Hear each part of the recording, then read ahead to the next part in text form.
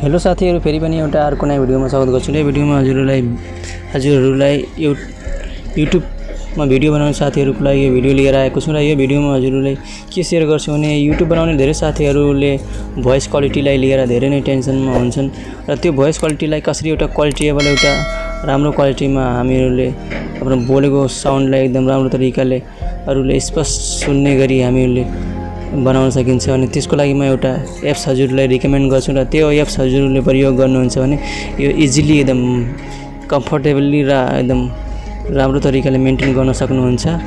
If हजुरहरुले यो video लास्टसम्म हेर्नुहुन्छ भने आई होप हजुरहरुले 100% स्योर आफ्नो भोइसलाई चेन्ज गर्न सक्नुहुन्छ। सो हजुरहरु यो भिडियोमा इन्ट्रेस्टेड हुनुहुन्छ भने हाम्रो च्यानललाई लाइक सब्स्क्राइब र शेयर पनि गरिदिनु र साथीहरु अब हामीले आफ्नो भिडियोको टपिकतर्फ लाग्दाखेरि सर्वप्रथम हामीले आफ्नो मोबाइलमा वाइफाई अन गर्ने अन छैन भने त्यो अन गरिसकेपछि साथीहरुले आफ्नो प्ले स्टोरमा जाने र प्ले स्टोरमा गइसकेपछि हजुरहरुले यहाँ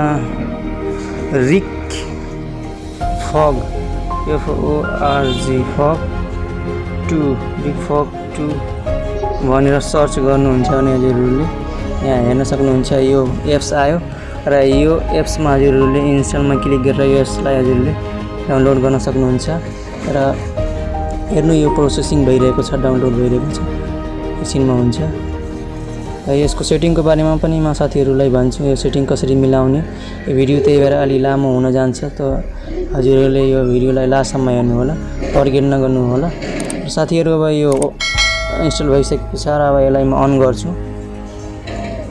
र साथीहरु यहाँ केही पर्मिसनहरु माग्छ, यो हजुरहरुले डन गरिदिनु होला, एलो गरिदिनु होला र यहाँ डिस्कार्ड भनेको छ यसमा ओके गरिदिनु होला। अब यहाँ साथीहरु हेर्न सक्नुहुन्छ यसको इन्टरफेस खुल्यो।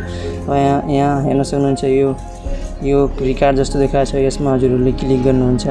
क्लिक गर्ने बित्तिकै नै त्यहाँ रिकर्ड हुन सुरु हुन्छ। अब जसरी हजुरहरुको साउन्ड आउँछ धेरै थोरै त्यही अनुसारले रिकर्ड हुन सुरु हुन्छ।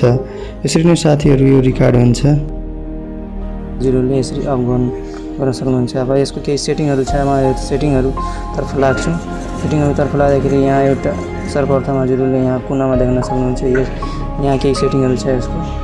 यहाँ हजुरहरुले यहाँ हेर्न सक्नुहुन्छ यसको इफेक्ट छ, रिकर्डिङ टाइमिङ छ, अनि स्पिच लाइन छ, अनि शेड्युलिङ रिकर्डिङ छ। यो सेटिङहरुमा हजुरहरुले यसो क्लिक गरेर यो नोइज सप्लिमेसनमा यसमा हजुरहरुले क्लिक गरेर यसलाई यसरी राख्नु होला। अनि त्यसपछि अटो स्टिक एनको क्यालेन्डरमा पनि यसमा क्लिक गरेर राख्नु होला। यो दुईटामा हजुरहरुले यो मलाई राम्रोसँग पढ्न आएर तर यो दुईटामा हजुरहरुले क्लिक गरेर राख्नु होला, किनभने यो राख्दाखेरि हजुरको भोइसमा इफेक्ट आउँछ, हजुरको भोइस अनि राम्रो हुनेछ। र यसमा पनि हजुरले टाइमिङ सेट गर्न सक्नुहुन्छ, कुन टाइममा गर्न चाहनुहुन्छ त्यो अनुसारले हजुरले टाइम सेट गर्न सक्नुहुन्छ। अनि स्किप लाइनमा हजुरले यो चाहिँ प्रयोग गर्नु होला यो अलि। अनि त्यसपछि यो सेटिङहरु भइसकेपछि अब अर्को पनि सेटिङहरु छ। यहाँ हजुरले 3 डटमा क्लिक गर्नुहुन्छ भने यहाँ मेन सेटिङहरु, यसको मेन सेटिङहरु यहाँ छ।